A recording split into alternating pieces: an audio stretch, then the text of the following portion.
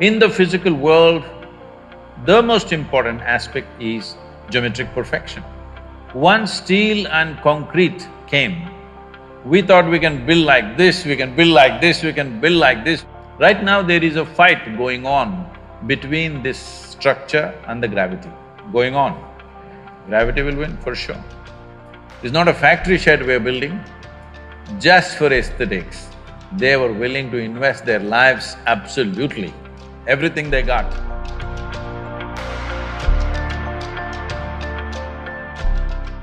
Namaskaram Sadhguru. So my name is Ujasvika Sahu. I would first like to really give a warm welcome to you from the JJ campus on behalf of the students.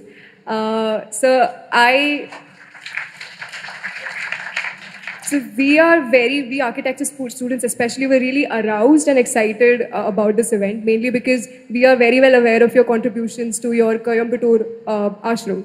So my question is a bit along the academic lines. We as architecture students have always been taught to build in the context, to look at the culture wherein your site is or wherever your project is going to be built.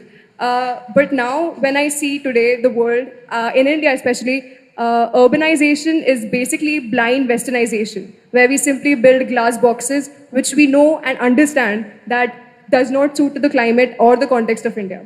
So my question is that we as Indians have not yet figured out what India's modern architecture is about, while we simply copy the Westerners. What do you think should be India's modern architecture?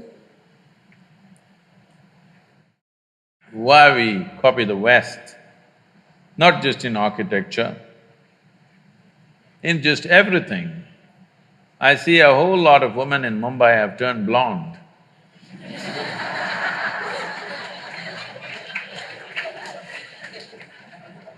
I have no problem if your hair turns blue or green or purple or red, but blonde. I have no problem with that color either, it's just that they left us 70 years ago, but they're still living in our minds. At least as a generation, we must stay away from that. When you're completely away, then you can make your hair color whatever the hell you want, but not in imitation of somebody, isn't it? You can make it whatever color you want to paint 7 colors in your hair, please do it, I have no issue about that. But you shouldn't be doing it because some color is superior to your color. That's apartheid, isn't it? Unfortunately, when I see even in United States, a whole lot of African American people have blonde hair these days. All this fight about civil liberties, here it is in the form of hair.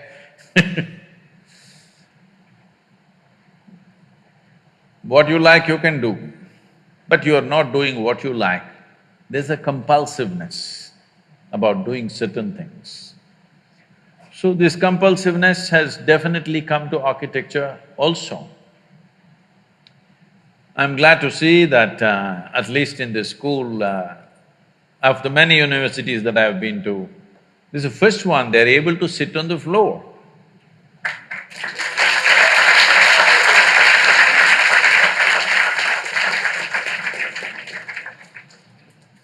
Most people are stuck like this, you know. See, I can't sit without a chair, or I can't walk without a crutch. Is it very different, I'm asking? In some way you crippled yourself, isn't it? What are you going to do if I leave you in the forest? How are you going to shit, I'm asking? Yes? Because people think there is some kind of fashion in crippling yourself. So this has gone into every aspect of our life and architecture. What to say of… See, if you look back at ancient India, what aesthetics! I'm sure you're all students of… many of you are students of architecture, or even if you're an artist, you notice many things. This is my problem. When I look at something, even if it's little off, even if it's minutely off, my eye doesn't miss it. So all the time everything bothers me little things which are off, geometrically off. Because my experience of life is largely geometric. For me, colors, textures, everything comes later. For me, something is geometrically right is very, very important. Because this is the essence of creation. In the physical world, the most important aspect is geometric perfection. The planets are going around the sun for quite some time, not held together by a steel cable or something. Geometric perfection is keeping it going, isn't it? If the geometry goes off of this solar system, that's the end of it. It'll all fly into oblivion. So geometry is very important. In the yogic sciences, the entire yogic sciences on the physical level is just about aligning your geometry, your individual geometry, to the cosmic geometry so that at some point there is no difference between you and the cosmos. You experience everything as yourself simply because you have attained to a certain level of geometric perfection. It's not just in the body, in your physiological structure, yes, but in your chemical structure, in your energy structure, you get your geometry aligned with the larger geometry so that you and that larger phenomena feels just the same because they're properly aligned. A machine, let's say an engine, let's say a car engine, if we say it is well engineered, essentially we are saying it's geometrically perfect. Yes or no? It is geometrically so perfect, there is least amount of friction. The same goes for this. If it is geometrically perfect, there is least amount of friction. If there is least amount of friction, there is very little wear and tear in terms of life. So architecture is dwellings and usable buildings that we build. In some way, they must find their place with the rest of the creation. I think we've lost this completely simply because we got certain liberty with material. Once steel and concrete came, we thought we can build like this, we can build like this, we can build like this, whichever way we want because of the strength of the material. Doing things with just sheer force is all right sometimes for utility. But if you do everything like that, your life will become ugly.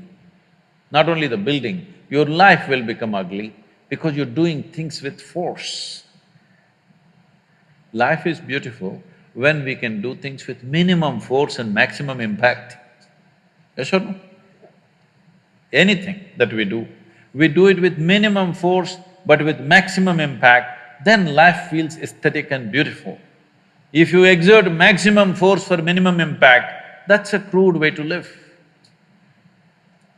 So our architecture has taken to this mode simply because we found material where the strength of the material is such, we can do absurd shapes and still make them stand. Something which has no right to stand up geometrically is standing up simply because of the strength of the material. If we withdraw from that excitement of finding new material to more sensible geometry in the world, well, you will see world will feel much better. People will be much healthier physically and mentally if they live in such buildings. There'll be many other benefits. Above all, you will cause minimum disturbance to everything around you. So, when we started designing buildings, now everybody is in appreciation and in agreement, but when I first started talking about it, our own people who are around me, they look at me like this, and once I turn back, they roll their eyes at each other, is he gone crazy? it's not I have a rear view mirror, they don't understand this. But it took lot of talking and talking and talking and talking endlessly to make them understand that it'll work.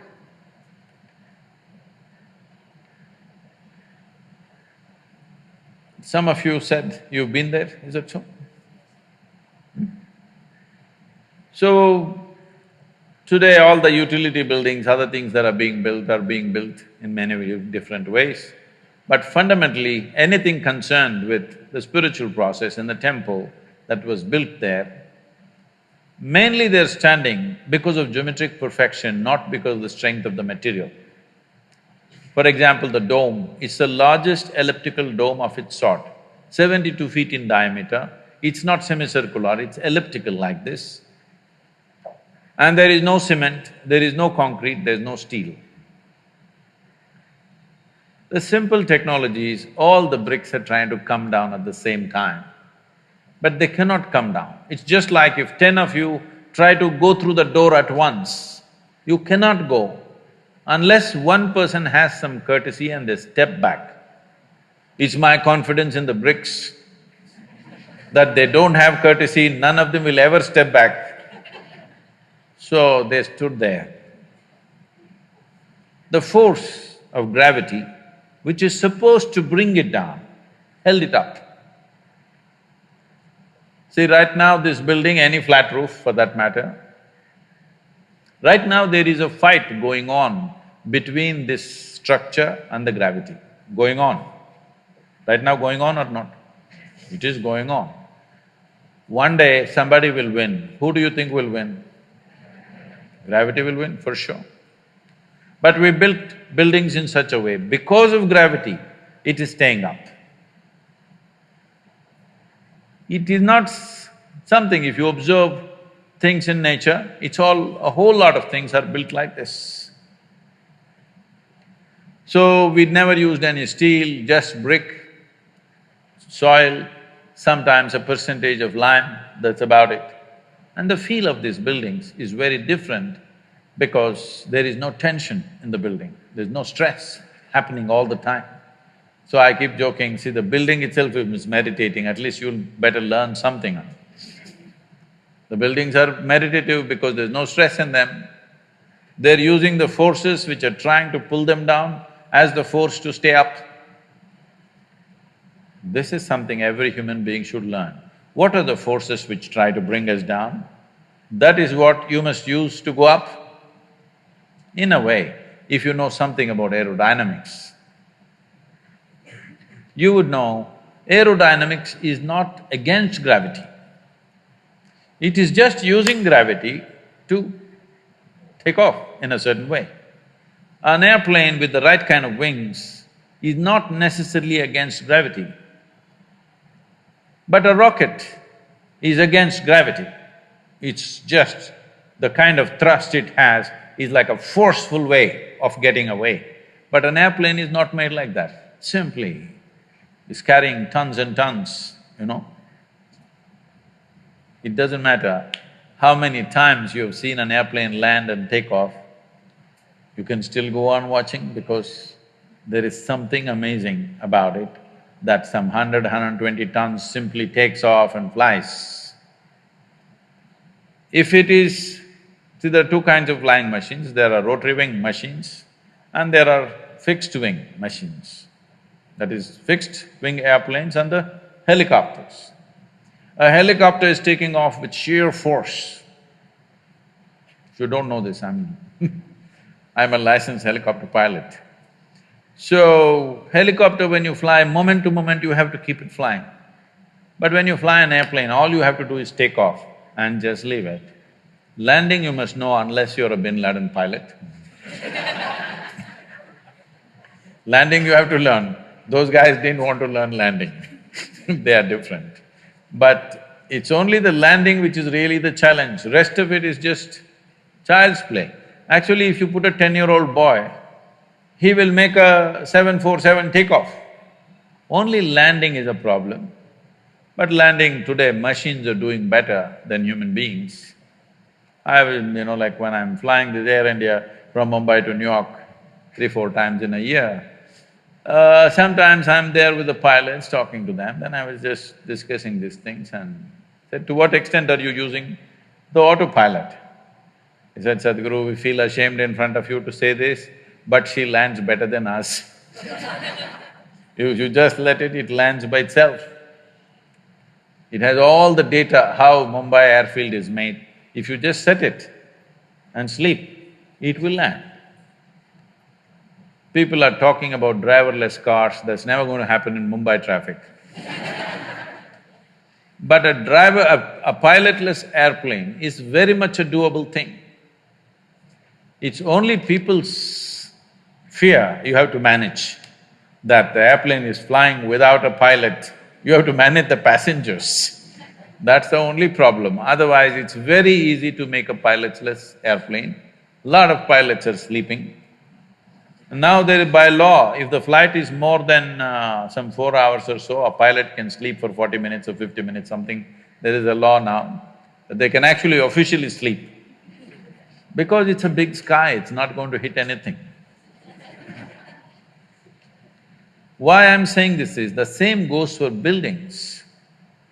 You can make the building either come up like with some exuberance, or it's standing like a depressed person.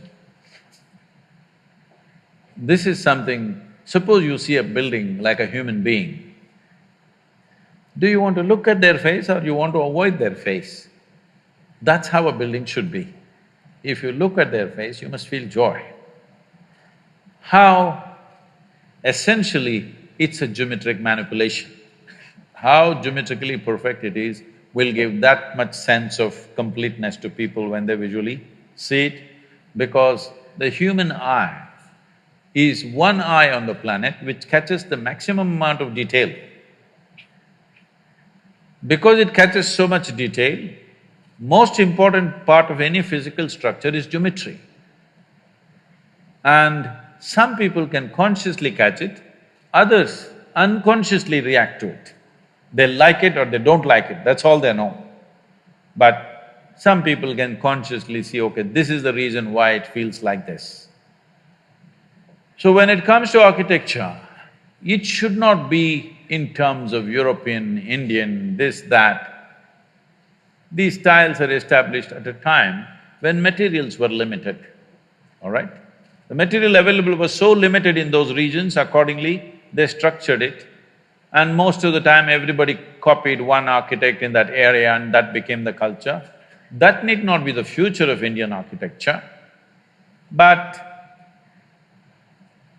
India having a history of tremendous aesthetics, and if you go to the ancient temples, you must come to the south because North India, most of the temples, the ancient temples are all gone. The new ones that they have built is all put up in a hurry. When they got a chance, they put it up like, you know, how they put up Ram Lala, suddenly in 2 days, like that. But if you come to the south and see, one amazing thing you will see is their sense of geometry, unbelievable. How they arrived at this sense of geometry, 1,000 years ago, 2,000 years ago, absolute geometric sense in their mind. Well, you have seen the Kailash, I'm sure, at Ellora, the Kailash temple. You have seen Belur Halebeedu, have you? The Karnataka temples? Oh, it's a must-see. It's just a must-see for any human being, especially those of you who are in architecture, art, whatever you are into. Some aesthetics you are into means this is something you must see. It's more than seeing those sculptures. You must look into the minds of people who did this. If you want to look into their minds, you must withdraw yourself into that time zone. It's over 1,000 years ago, when there were no cranes, when there were no machines, when there were no trucks, when there were no any kind of mechanical things, all by hand. Why would somebody endeavor to do something so phenomenal and so almost superhuman in terms of engineering and the physical difficulty of lifting these huge rocks and doing this carving business? Why would anybody do that? What kind of passion should be firing those people to do this is unbelievable. If you see the Tanjavur temple, have you seen? This Gopuram weighs, I think, what, 180 tons, huh? 180, is it? Does anybody know? I think somewhere in that range, over 120 tons for sure. And it is at a height of 160 feet. They put a ramp of 10 miles, a mud ramp, and they brought this single piece of stone, 160 feet high above, and made a Gopuram out of it. Exquisitely carved. Well, in Karnataka, what they carved is soapstone. In Tamil Nadu, Tamil people are crazy. They carved granite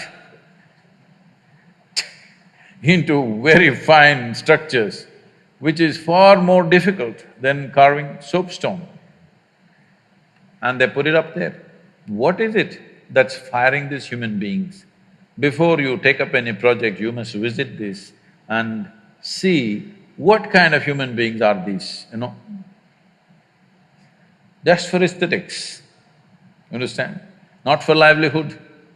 It's not a factory shed we're building, just for aesthetics. They were willing to invest their lives absolutely, everything they got. I think we need that culture back if we want to create a beautiful India, very important.